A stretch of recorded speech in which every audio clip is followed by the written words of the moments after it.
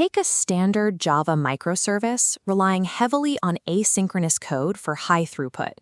To simplify the codebase, the team migrates request handling to virtual threads. In the staging environment, the results look perfect. Removing the overhead of complex asynchronous callbacks allows the system's throughput to improve dramatically. Under real-world load in production, the system fails.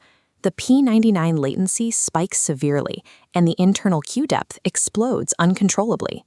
This chart tracks the production failure in real time. The line climbing exponentially represents the virtual thread count. Below it, a flat static line shows the database pool capacity fixed at exactly 50 connections. A secondary axis shows P99 latency spiking in direct correlation. Thousands of lightweight virtual threads are successfully spinning up to handle incoming requests, but they all converge and wait on a database pool that can only process 50 concurrent connections.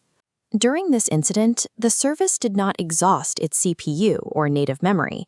It became strictly queue-bound at the database pool layer. Virtual threads drastically reduce the memory and CPU cost of waiting. They do not magically expand downstream database capacity.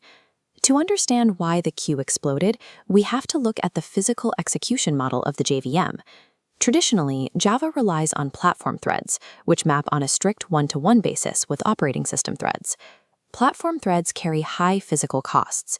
Each one requires a large block of native stack memory allocation, demands OS-level scheduling, and incurs expensive context switches when moving between tasks. Virtual threads are lightweight logical Java tasks introduced to handle massive high concurrency without those heavy physical penalties. This diagram illustrates the execution hierarchy that makes this possible.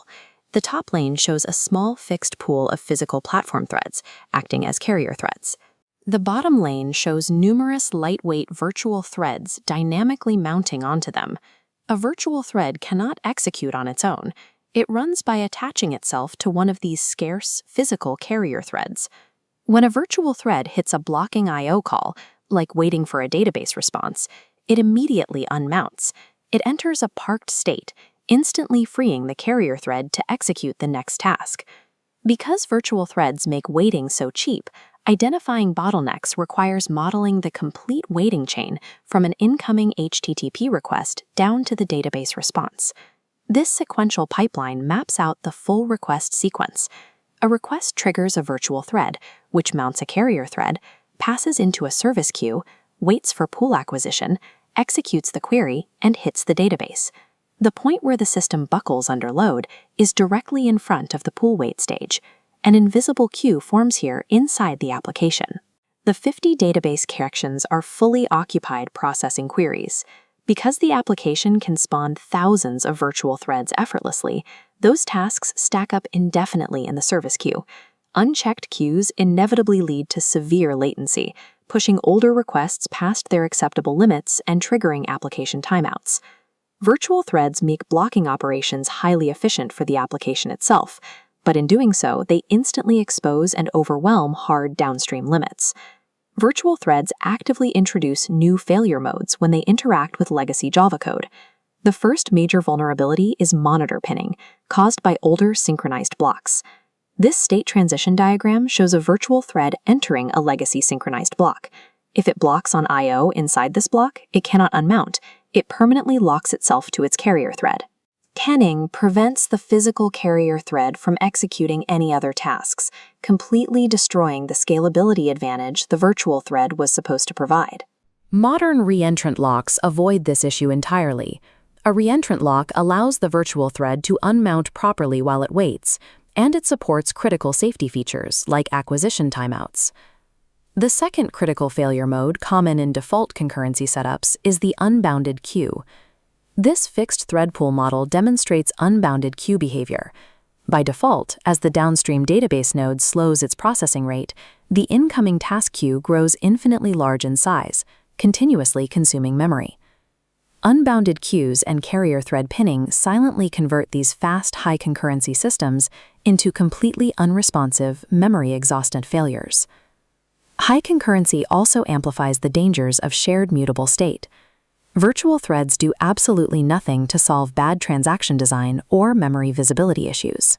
If two threads access the same data without proper synchronization, the system becomes vulnerable to stale reads and the incorrect publication of shared mutable objects. This shared state diagram maps a safe memory relationship. A solid arrow, known as a happens before edge, connects a locked write from thread A to a safe read from thread B, guaranteeing the data is current. An unsafe data race occurs when a thread bypasses that edge. Thread B reads along an unprotected path, accessing stale, partially published state from the object. Safe publication requires strict patterns, such as immutable objects, utilizing volatile references, safe concurrent collections, and proper locks. Without explicitly enforcing happens before memory visibility, threads will inevitably read incorrect data, resulting in rare, catastrophic production bugs. To manage massive concurrency safely, a system requires backpressure. This is the architectural mechanism a service uses to explicitly signal that it cannot handle any more requests. Backpressure means enforcing bounded concurrency exactly at the scarce resource, using semaphores or strictly bounded connection pools. Returning to our pipeline visualization, we can insert specific control gates sequentially to protect the system. We insert a bounded semaphore at the virtual thread layer, a deadline clock, an HTTP backpressure shield, and a reentrant lock boundary. This backpressure shield prevents infinite queuing. Instead of letting excess requests pile up before the database, the system immediately bounces back unmanageable load. Every single blocking call in a concurrent system must have a connect timeout, a read timeout, a pool acquisition timeout, and an overall deadline. Safely handling massive concurrency requires explicit injecting excess load at the gate before it reaches fixed downstream bottlenecks. Site reliability engineers verify these controls by analyzing thread dumps and Java flight recorder events. They look specifically for Java monitor blocked or thread park events to identify where tasks are getting stuck. Under representative load, they monitor vital runtime metrics: queue depth, rejection count, pool wait time, and lock wait time. This split load test chart displays system telemetry before and after applying bounded queues and backpressure. The before side displays infinite queue depth, high timeouts, and exploding P99 latency. After shows queue depth hitting a strict plateau with 0 timeouts and stable P99. Crucially, the database pool remains constrained at exactly 50 connections. Database capacity was never increased. By modeling the complete waiting chain and implementing strict rejection policies, the failure was isolated and predictable latency was restored. Expert Java concurrency relies on ownership, backpressure, and scheduling. Threads are never truly free, and increased concurrency is never a substitute for increased capacity.